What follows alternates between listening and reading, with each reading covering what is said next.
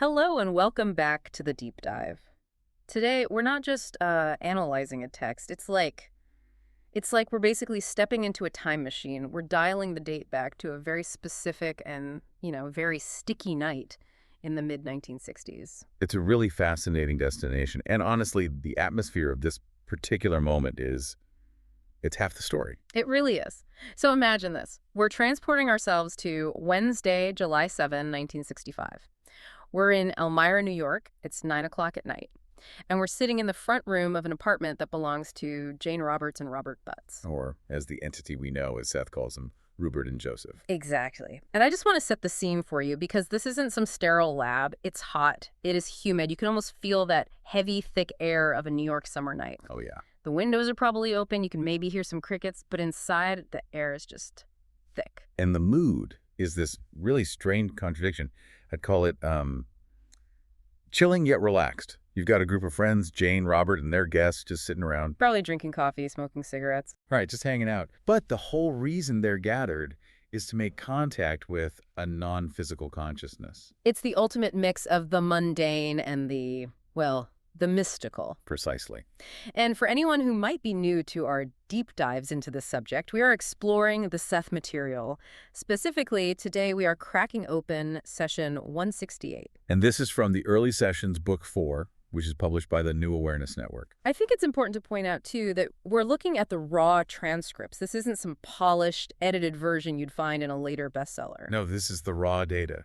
This is Robert Butts' shorthand, jotted down as it happened in real time. Which makes it feel so much more authentic to me. You get the real reactions, the pauses. You do.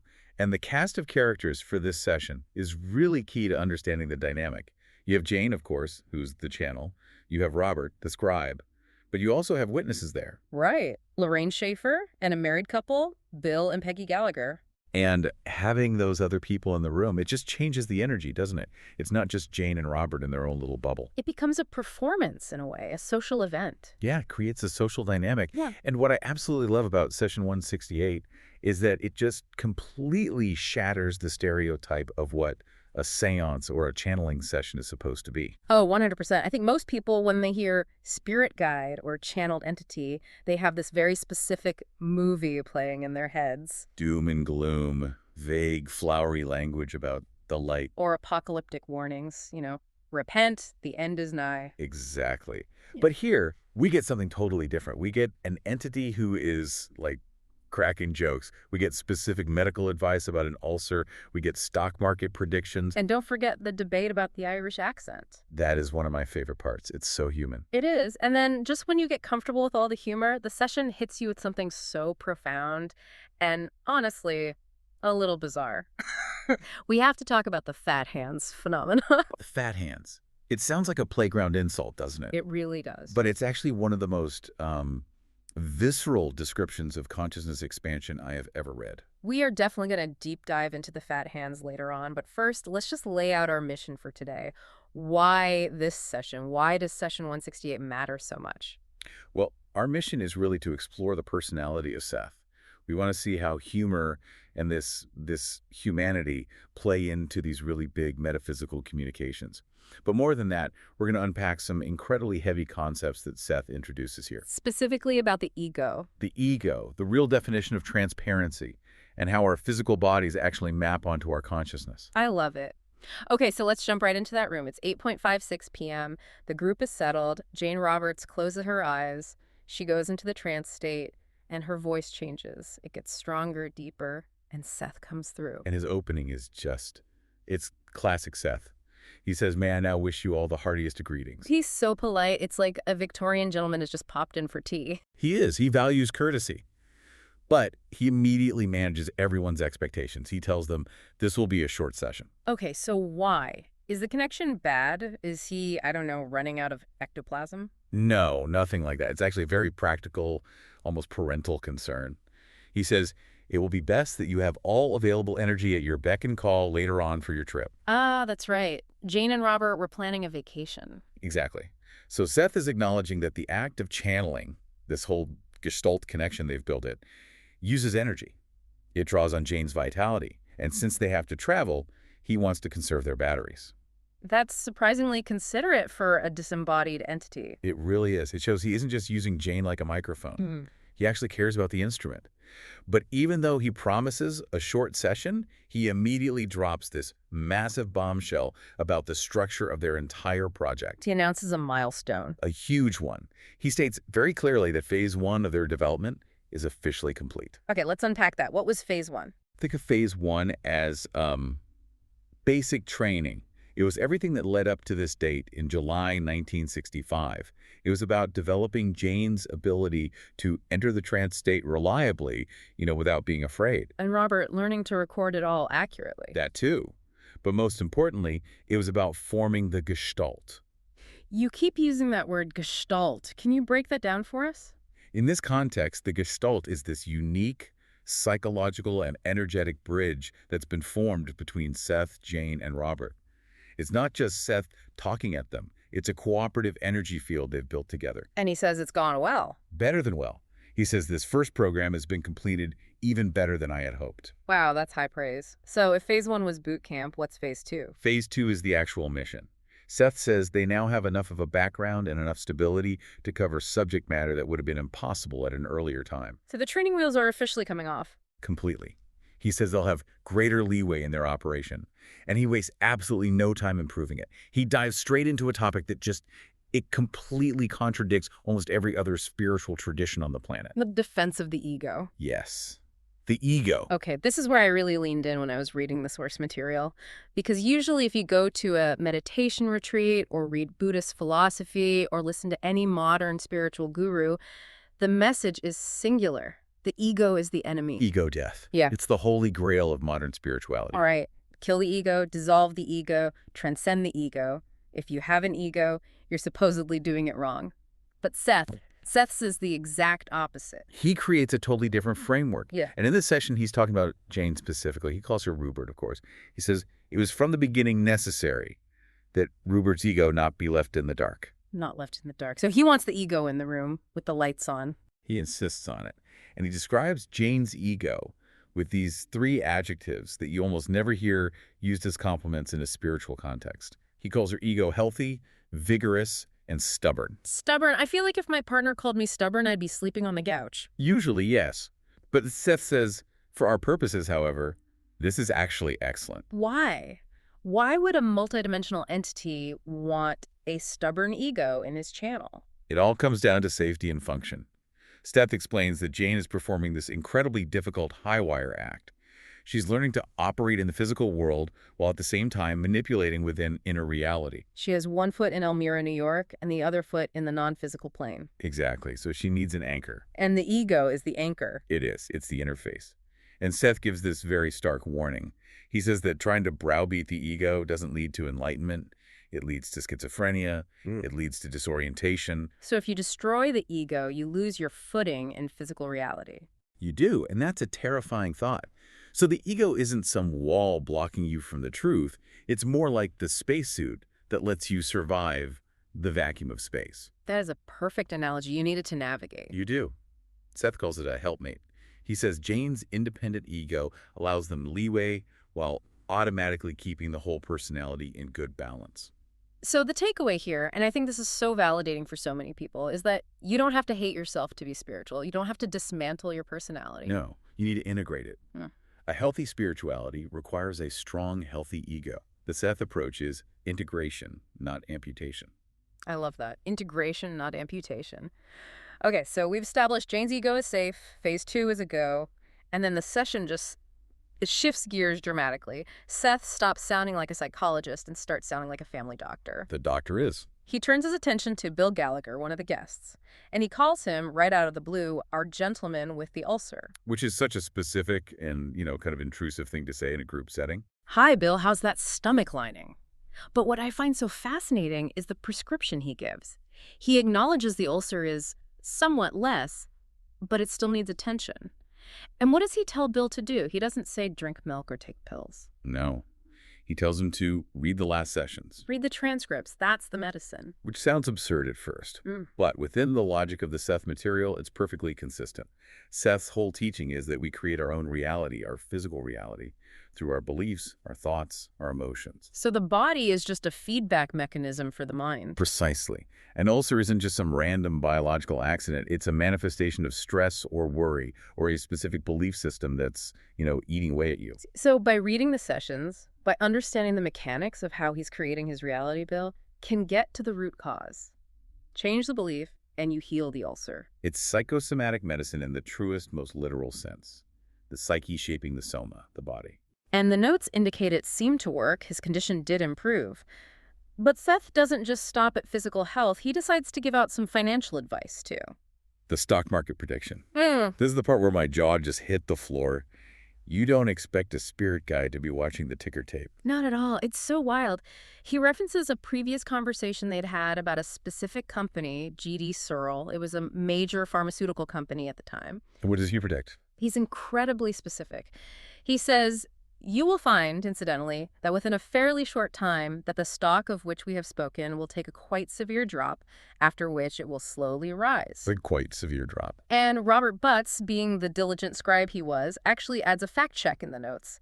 He writes that on that very day, July 7, 1965, the stock closed at 55.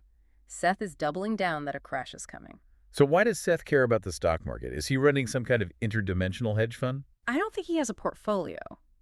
But I think he uses this to demonstrate that his vision, his understanding of energy, it applies to everything. To Seth, a stock market trend is just like an ulcer. How so? Well, it's a massive energy, and it's driven by collective belief and emotion, fear and greed. So he can read the energy of Wall Street just like he reads the energy of Bill Gallagher's stomach. Exactly. It's all just energy patterns. He's showing them that the spiritual and the material world are not separate at all. And he gets very specific with Robert's career, too. He mentions a Dr. Instream. Which sounds like a made-up name from a Dickens novel, Dr. Instream. It does. But it was a real person Robert was dealing with. Yes. And Seth validates Robert's own intuition, saying, there was no coincidence involved when you chose your Dr. Instream. He even predicts a future meeting with 3 men, specifying that one of them will be younger than the others. And it's that level of detail, that granularity, that removes the Barnum effect. That thing where horoscopes are so vague they could apply to anyone. You will face a challenge today. Well, sure. Right. But you will meet 3 men, one younger, about a book. That's data. You can verify that. And it reinforces this whole idea of phase 2, that it's about mastering your own life, your meetings, your career, your health. None of it is random. You're the one orchestrating it. Speaking of orchestrating things, let's talk about the newspaper article. Yeah. Because this is where Seth gets, he gets sassy. This is the comedy club segment of the evening, for sure. It is. So Peggy Gallagher, Bill's wife, she had written an article for the local paper, the Elmira Star-Gazette. It was about Jane's new book on ESP, and it had been published just the day before. And Seth is aware of it. He congratulates Peggy on getting it placed, but he has a grievance. He felt left out. He did. He points out that the article was all about Jane and her ESP experiments, and he says, quote, even though my own name was nowhere mentioned. And then comes the zinger. He adds, with what Jane's voice delivered as this amused, loud tone. For it goes without saying that I am indeed truly humble. I am indeed truly humble. You can just hear the sarcasm dripping off that line. It's fantastic. It just humanizes him instantly.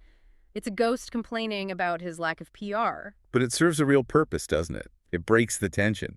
If Seth were just this booming, scary voice from the void, it would be really hard to learn from him. You'd be too intimidated. Of course. By cracking jokes, by being sarcastic, he becomes a person. He becomes approachable. And he takes it even a step further. He basically breaks the fourth wall. He does. He tells the group, I always seem to be lurking somewhere in the shadows during their break times. He's eavesdropping on their coffee breaks. He says it with a lot of warmth, though. He says, someday we will have jokes that are not on me. He even claims he hasn't laughed yet because he only laughs when there's something worth laughing at. The tough critic. But then he finds his target, and it's Bill Gallagher. Now, Bill has this very analytical, almost theological mind. He knows languages. So Seth starts calling him the group's Jesuit member. Was Bill actually a Jesuit? No, but he thought like one. He was very logical, very structured. So Seth just riffs on this. He compares the group to medieval monks sitting around debating theology. And he sets up this classic philosophical joke. Oh, this is the pin joke. Yes.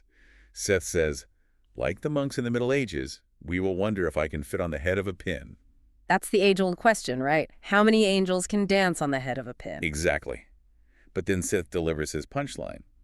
But I will not get stuck. I will not get stuck. That is a dad joke. That is a cosmic dad joke. It really is. And the reaction in the room was genuine. The notes say Bill Gallagher threw his head back in a soundless laugh. It's totally connected. And Seth, being a pro comic, he even does a callback later in the session. He does. He combines the ulcer diagnosis with the pin joke. He says, perhaps we will ask him how many ulcers can sit on the head of a pin. That's brilliant. It weaves all the narrative threads together. But beyond just being funny, what does this tell us about the nature of reality? I think it tells us that the universe has a sense of humor, that enlightenment isn't about being solemn and serious all the time. Humor is a form of energy flow. It releases tension. It's healthy. I find that very comforting. If the spirit world has puns, I'm a little less afraid of dying. It certainly makes the afterlife seem more inviting. Now, speaking of debates and details, there was this very specific argument happening in the room about Jane's voice, and this leads us to the mystery of the accent. This is a recurring theme in the early sessions. When Jane went into a trance, her voice changed. It wasn't just that it got deeper. The whole cadence shifted. The notes describe it as having a peculiar accent, or a brogue. And a brogue usually implies Irish. Right, and Jane grew up in an Irish neighborhood. She knew Irish priests. So a skeptic or, a psychologist would look at that and say, aha, she's just subconsciously mimicking the authority figures of her childhood? It's a very plausible theory. It's not a spirit, it's just Father O'Malley from 1945. Exactly. Yeah. But the witnesses, Bill and Lorraine, they pushed back on this. They were analyzing it during the break. They argued that it wasn't a standard working-class Irish accent, and they called it cultivated. Cultivated? What does that mean? Like someone who was born in Ireland but maybe educated at Oxford or had lived in England for a long time. It was refined. It had a specific texture to it. And Seth, who we know is lurking in the shadows, he hears this debate, and he decides to weigh in. Oh, he loves wordplay. The group had been discussing how Seth was pronouncing the word fate. F-A-T-E. How is he saying it? He was saying it in a way that sounded almost like feet, or maybe fateful. It was just distinct. So Seth interrupts to settle the score. He says, very plainly, the word fate is pronounced fate. Well, that clears that up. Thanks, Seth. But then he signs off the entire session with the ultimate pun. He says, I will sign myself faithfully yours. Faithfully yours instead of faithfully yours. The group just erupted in laughter again. It shows he's listening, he's tracking the nuance of their little linguistic debate, and he's playful enough to turn it into his sign-off. It really cements this idea that it's a conversation, not just a broadcast from on high. Exactly. Okay, there's one more mystery we have to cover before we get to the big finale, and that's the mystery of the portrait. Ah, yes. The visual evidence. So Robert Butts was an artist. He painted a lot, and he had recently painted a portrait of a man. The description in the notes is of a short, heavy-set, bald man. Okay, so picture that. A short, bald guy. Jane saw this painting and had an instant gut recognition. She said, "That's Seth." She was adamant about it. And in this session, Seth confirms it. He says, the likeness that you have painted of me, Joseph, is excellent. So there we have it, a physical description of Seth. He's short and bald, case closed. Well, here's the twist. Yeah. Robert had previously painted a portrait of a younger blonde man. And at that time, Seth had claimed that that one was him too. Wait a minute. So how can he be a short, bald man and also a young blonde man? Is he shape-shifting? Is he just lying? This brings us right back to the concept of the Gestalt and the nature of this entity. Seth explains that these represent different facets of the Seth entity. Facets, like a diamond has facets. Exactly. We tend to think of a soul as this static thing, like I am me and I look like this. But Seth is saying, no, I am a multidimensional entity. I have lived many lives. I have many faces. So both paintings were accurate. They just captured different incarnations or maybe different aspects of his total being. That's right. One might have been a past life. One might have been more of a symbolic representation. But they are both him. And what this does is it forces Robert and Jane to expand their whole concept of identity. You're not just a single image. You're a collection of selves. That really bends the brain a little bit. It's supposed to. Because if you can accept that, you're ready for the really deep concepts. You're ready for phase 2. And that brings us to the core philosophical lesson of session 168. We need to talk about transparency. Transparency. Now, usually when we use that word in English, we mean clear. like a clean window. I can see through it. Right. Invisibility, almost. But Seth gives a definition here that is totally different. He references an earlier session, session 12, and he reiterates this key point. He says true transparency isn't about seeing through something. It is the ability to move through. Move through, like walking through walls. In a sense, he says energy moves through all fields and all systems. He's describing the physics of his own travel. He's explaining that he isn't just appearing in their room like some magic trick. He is using transparent motion as energy moves from one system to another. So transparency is about mobility. It's about permeability. Yes, mobility of consciousness. He tells them that without this transparent mobility, their own physical system wouldn't even exist. Energy has to flow. It has to move from the inner world, your thoughts, your dreams, to the outer world of matter, and then back again. And he says the ego isn't usually aware of this motion. Correct. We think we're solid. We think we're stuck in one place in one body. Yeah. We perceive ourselves as these static objects. But actually, our energy is constantly flowing through systems. We just filter it all out to keep things simple. Sometimes the filter slips. Sometimes we do perceive the flow. And this brings us to the moment in the notes that gave me absolute chills. The fat hands. The fat hands. This happens 2 nights after the session, right? On July 9th. Yes. So the session was a Wednesday. This is Friday night. Robert Butts is away from home. He's staying in a dorm room at Oswego State University. Why was he there? He was attending a conference or doing some work, I think. But the point is, he's alone. It's raining outside. Yeah. And he's lying in bed in that kind of twilight state between being awake and asleep. The hypnagogic state. Right. A pleasant, drowsy state, he calls it. Yeah. And then it starts. Describe what happens to him. He wakes up, or at least becomes alert, feeling a sudden enlargement in his hands and his face. Now, when you say enlargement, do you mean his hands were actually swelling up, like an allergic reaction? No. If you had looked at his hands with a camera, they would have looked perfectly normal. But his sensory experience, his internal map of his own body, it changed drastically. He says the feeling grew until each of his fingers felt several inches in diameter. Several inches thick. That is massive. And then he felt his fingers unite. He says his hands felt like thick, club-like paws, or, and this is the phrase that just sticks with me, great baseball gloves. Great baseball gloves. That is such a specific, weird, visceral image. He felt like he had Mickey Mouse hands, but heavy. And it wasn't just his hands. The left side of his face felt huge. It felt distorted. I have to be honest. If I woke up in a strange dorm room, in the rain, and I felt like I had paws instead of hands, I would panic. I would think I was having a stroke or something. And that is the most fascinating part of Robert's report. He notes very explicitly that it wasn't unpleasant. He says it was very pleasant after the strangeness disappeared. He didn't panic. He just lay there and analyzed the sensation. He was a true researcher through and through. So what was actually happening to him? Was he hallucinating? Well, in the context of the Seth Material, this is a classic experience of expansion. Remember, Seth had just announced Phase 2. He had been talking about expanding their scope, expanding their abilities. So his consciousness was literally expanding, and his brain tried to map that feeling onto his physical body. Exactly. This is actually a known phenomenon. Yeah. In neurology, it's sometimes related to something called Alice in Wonderland syndrome, or body schema distortion. It often happens in deep meditative states or trance states. Your body schema. That's your brain's internal map of where your limbs are in space. Right. When you go deep into consciousness exploration, or when you begin to move through systems like Seth described with transparency, you start to loosen your identification with the physical container. You start to sense your energy body. And your energy body isn't confined to the size of your skin? No. It's bigger. It's expansive. So when Robert's consciousness started to expand, his physical brain interpreted that data as, my hands are huge. My hands are baseball gloves. So the baseball glove feeling was actually a physical symptom of a metaphysical shift. Yes. It connects directly to that idea of transparency. Robert was beginning to sense his own energy moving, expanding beyond the pin of his physical body. It's a visceral validation of everything Seth was talking about in the session. Phase 2 really was beginning. The theory was becoming direct experience. It was. And that is the ultimate goal of the Seth Material. It's not just to learn cool concepts to talk about at parties.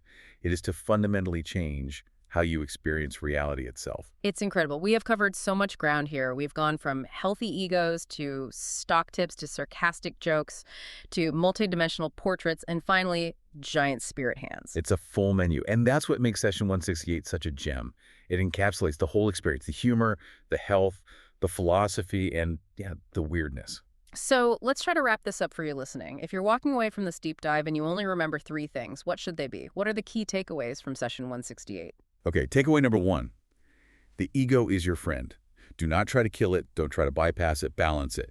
Your ego is your anchor in the physical world, and it's your interface for the spiritual world. So treat it with respect, and it'll help you navigate. I love that. Integration, not amputation. Okay, takeaway number 2. Humor is essential. The universe is not a grim, silent cathedral. It's a place of personality, of wit, of irony. I mean, if a disembodied entity can crack jokes about ulcers and pins, you can find humor in your own challenges. Laughter releases energy. It helps the flow. And takeaway number 3. Transparency is about movement. Yeah. You are not a static object. You are a field of energy that can move through systems. And sometimes that expansion might feel weird, like your hands are turning into baseball gloves, but it's just part of growing. It's just phase 2. Just phase 2. I like that. Now, before we go, we always want to encourage you to go to the source. Don't just take our word for it. Absolutely. These deep dives are just the tip of the iceberg. We are skimming the surface of a very, very deep ocean. If you want the full experience, the nuance, the repetition, the full dialogue, you really need to get the books. We were looking at the early sessions, book 4 of the Seth Material. You can find it and all the other amazing books at the New Awareness Network. Their website is sethcenter.com, The Early Sessions. That's sethcenter.com/The Early Sessions.